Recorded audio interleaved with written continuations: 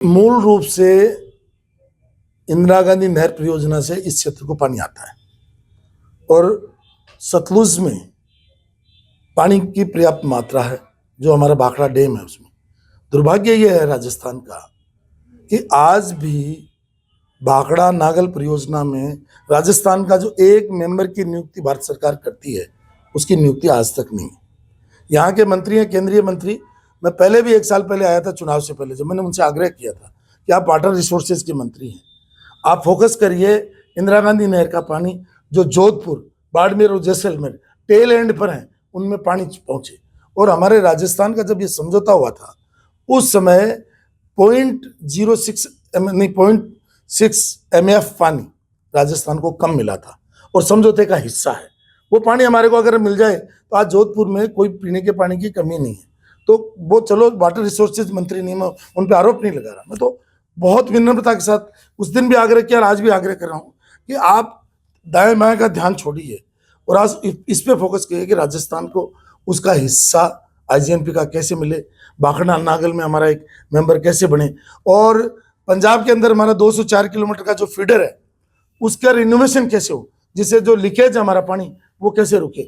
और जो इस पानी के अंदर जो पंजाब के अंदर जो केमिकल की फैक्ट्रियां हैं वो जो अपना पानी छोड़ती हैं जिससे ये बीमारियां फैलती हैं वो कैसे रुके। तो मेरा जो भी हमारे राजस्थान के माननीय अर्जुन जी मेघवाल साहब को उनके बहुत विनम्रता के साथ में, माननीय गजेंद्र सिंह जी जो मंत्री हैं उनसे भी विनम्रता के साथ में, उन दोनों के क्षेत्र भी आते हैं, हमारा क्षेत्र भी आता है, इसलिए उसमें वो भारत सरकार में प्रभावी मंत्री हैं, वो काम करें। मुझे लगता है कि जो डबल इंजन का नारा है वो सार्थक होगा।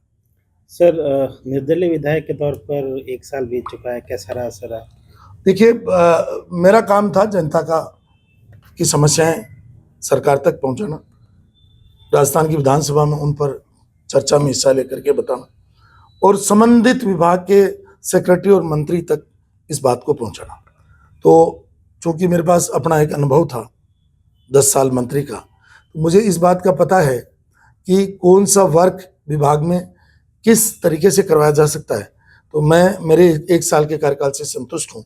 इसलिए संतुष्ट हूँ कि मैं 300 बेड का अस्पताल लाने में डिडौना में कामयाब रहा। आंकड़े मैंने सरकार के सामने प्रस्तुत किए, सरकार को मैं समझाने में सक्षम रहा और मैं धन्यवाद करूंगा इस बात के लिए तो सरकार का कि 300 बेड का हॉस्पिटल डिडौना शहर को दिया। और उसके अलावा हमारे यहाँ पर बिजली में भी उन्होंने जो हमारी डिमांड थी अलग से ऑफिस खोलने की उसको भी पूरा किया। और अभी एक पानी का हमारा जो सेकंड फेज है वो चल रहा है, लगभग 90 करोड़ रुपए का। लगभग हमारे 30-32 गांव हैं और 215 के करीब ढाणियाँ हैं, उनमें एक टेंडर लगा हुआ है। तो मैंने अभी ACS PHCD से रिक्वेस्ट करी थी कि भाई आप इसकी जल्द से जल्द सुनवाई, उसमें थोड़ा लिटिगेशन था, सुनवाई करके लाएं। तो कौन सा काम किस विधि से होगा, फाइनेंशियल अरेंजमेंट्स कैसे होंगे और ये इंटाइटल कैसे होगा, ये सारे मैं आंकड़े स्वयं बना करके देता हूँ और एक एक विषय की मैं तैयारी करता हूँ और हर विभागवार मैंने मतलब जो है अपना सिस्टम बना रखा है। तो मैं उतना तो नहीं कर पाए जितना वसुंधरा जी के राज में हम कर पाए थे, लेकिन निश्चित रूप से संतोषजनक रहा। सर, आपको तो राजस्थान के जरिए जो है रोजगार, देखिए, राइजिंग राजस्थान में जो आंकड़े सरकार प्रस्तुत कर रही है उसमें लगभग 27 लाख हजार करोड़ के आंकड़े आ रहे हैं रिन्यूएबल एनर्जी के, सोलर के। तो अब सोलर में हमको सबको पता है कि सोलर का क्या सिस्टम है।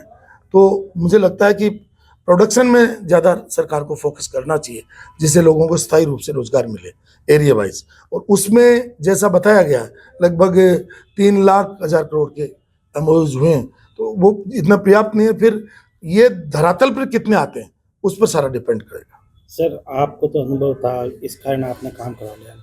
सामान्यतः निर्दलीय विधायकों की ये शिकायत रहती है कि उनके काम अप्रूव नहीं होते, उनको। ये बात सच है, निर्दलीय विधायक भी नहीं। अभी मैं तो सरकार से ये कहूँगा, मुखिया हैं माननीय भजनलाल जी, कि वो थोड़ा सा गौर करें क्योंकि भारतीय जनता पार्टी के विधायक भी संतुष्ट नहीं।